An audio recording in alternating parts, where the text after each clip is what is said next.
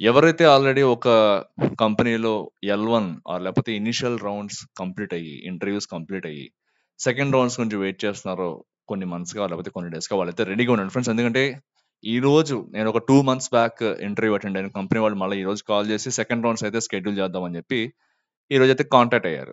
నేనైతే నో అని చెప్పేసాను వాళ్ళకి. ఎందుకంటే నాకున్న పర్సనల్ కమిట్మెంట్స్ కావచ్చు, లేకపోతే పర్సనల్ ఇష్యూస్ వల్ల కావచ్చు, నేనైతే ఇప్పుడైతే నాకు మారే ఉద్దేశం లేదని చెప్పేసి వాళ్ళకి చెప్పాననమాట. సో, బట్ ఇది నిజమా కాదా? నిజంగా షెడ్యూల్ చేస్తున్నారా లేదా?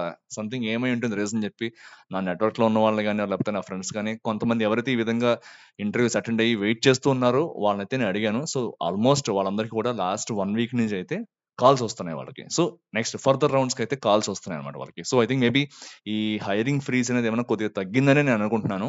బట్ ఏదేమైనా సరే మనమైతే ఆల్వేస్ ఏ ఆపర్చునిటీ కూడా వదులుకోకూడదు. ఎవరైతే ఈ విధంగా వెయిట్ చేస్తున్నారో, మీకు కెరీర్ గ్యాప్ ఉన్నా, లేకపోతే కంపెనీ స్విచ్ అవుదాం అని చెప్పి వెయిట్ చేస్తున్నా, మీకు ఏ రీజన్ అయినా కావచ్చు. కంపెనీ మారాలి లేకపోతే ఒక మంచి జాబ్‌లోకి వెళ్ళాలనుకునే వాళ్ళైతే కొద్దిగా ప్రిపేర్డ్‌గా ఉండండన్నమాట. ఇంటర్వ్యూ అనేది ఎప్పుడు ఒకవేళ మీ ప్రొఫైల్ గనుక సెలెక్ట్ అయిందంటే ఎప్పుడైనా పెట్టొచ్చు ఇంటర్వ్యూ అనేది. సో, మీరెప్పుడు ప్రిపేర్డ్‌గా ఉండండి. ఎప్పుడు ఏ మూమెంట్‌లో ఇంటర్వ్యూ షెడ్యూల్ చేస్తామన్నా సరే మీరైతే ఓకే అని చెప్పడానికి అయితే సిద్ధంగా ఉండండన్నమాట. So, I think it's high time.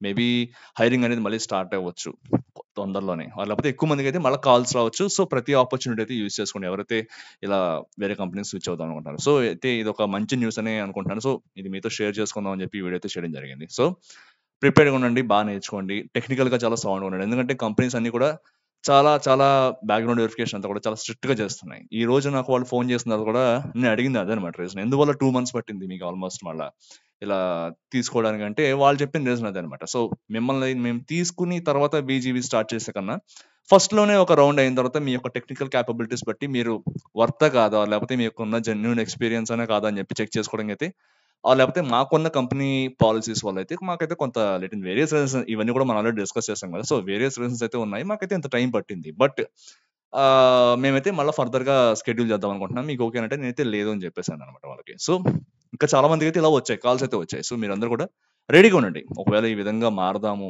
కొద్దిగా మాకైతే వేరే జాబ్స్‌కైతే వెళ్ళాలనుంది, స్విచ్ అవ్వాలని అనుకున్నప్పుడు కొద్దిగా ప్రిపేర్డ్‌గా ఉండండనమాట. సో, అది ఈ విషయంలో ఈ వీడియోలో నేను చెప్పాలనుకుంటున్న విషయం. సో, మరో కాన్సెప్ట్ అయితే మళ్ళీ ఇంకోసారి కలుసుకుందాం. Take care guys. బై.